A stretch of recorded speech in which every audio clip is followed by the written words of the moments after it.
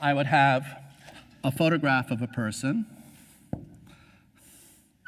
and then I would have a drawing of a person, and then I would have the drawing of a stick figure in a frame, and then I would have the drawing of a stick figure unframed, and then I would have a symbol of a man, and this is all work that I would have done at the time, and then I would have that man broken down into parts, and then I'd have the head and body, and then I'd have a circle, square, triangle. And there's a progression, and it goes up and up around. And here, I have the photograph, and then I have the drawing.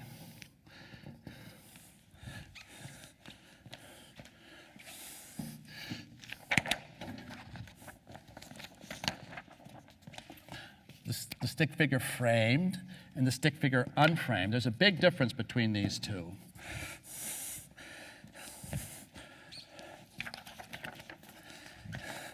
And then I have the symbol, and then the symbol broken up.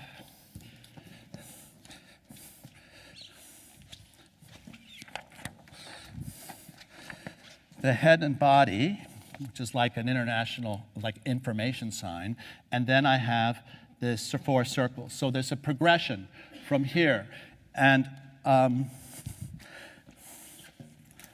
this is another head and body, which is simply a folded sheet of paper, a newspaper, and how he is representing the individual.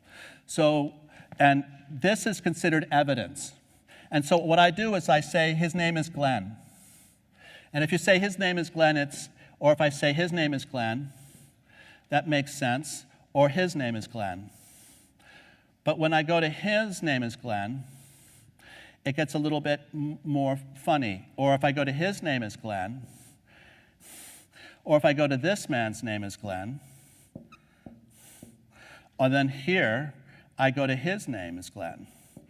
And what's going on is that they're splitting apart. The subject and the object, like the cadaver, is breaking apart. And I'm interested in, obviously, the individual, this guy. This guy, this guy, this guy, this guy. It keeps going. It goes into film and TV, video, and then it has theater. And then it goes to, I have music and dance, the performing arts, and then I have, on this side I would go here, I would have writing, and then the world framed, and then the world unframed, and then it goes down into the elements. So it's a circular chart. Now, this guy has a massive headache. Massive headache. This guy has a massive headache. This person has a massive headache. This person has a massive headache. He's got a massive headache. Massive. So who feels the most pain? Where does that, I'd say, I think he's okay because has a different personality. I think it's an individual. This one has a different personality. Now, if I was to get a pin, this little pin, and I pierce him, like in voodoo, and I pierce this one, and then I pierce this guy, and then I pierce this one here, and then I pierce the sign. Ow! And then I pierce the sign again, and the sign broken up. Whoa! And then I pierce this little guy. And then I pierce this one here. I pierced each one. Now, who feels the most pain there? This is something that I've been interested since I did this chart for the first time, which was in like 35 years ago. I'm trying to figure this out. I think it's around here. although this becomes quite powerful because it breaks the code of all the paper. This is considered evidence. When I took this picture, if you had a photograph of him doing something really bad, you could prove that he did something really bad. But now with computers, it's a little bit more difficult. But back then, it was considered evidence. This person, you would say, yes, that is Glenn. He could have an identity. He has a cartoon land that he's a part of, and everyone understands him. Then you get to this, so you can say he's in Glenn. These are all three in frames. But if I go to here with this guy, Glenn, he is all men and no singular man. He is like a bathroom symbol. He is no longer representing an individual. He is representing an abstraction. And that abstraction is being taken apart. And then this is the most minimal aspect of that abstraction. In a sense, I once saw a woman on a bus, or waiting for a bus on Lexington Avenue.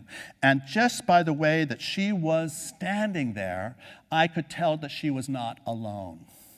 She was following somebody. And she was too comfortable to be just the way she was. There was someone in front of her, and the way she stopped, she was with somebody. I could tell it in her body. So I followed her onto the bus, and I sat behind her. And within 4 blocks, she starts to talk to this invisible person. So I did see her. I did see the person. I saw it through her. And that would be somewhere over here.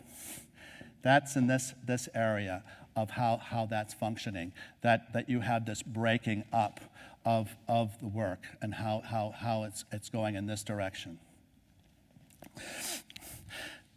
And so that's the story of, and this in a way is that person, again, reflected.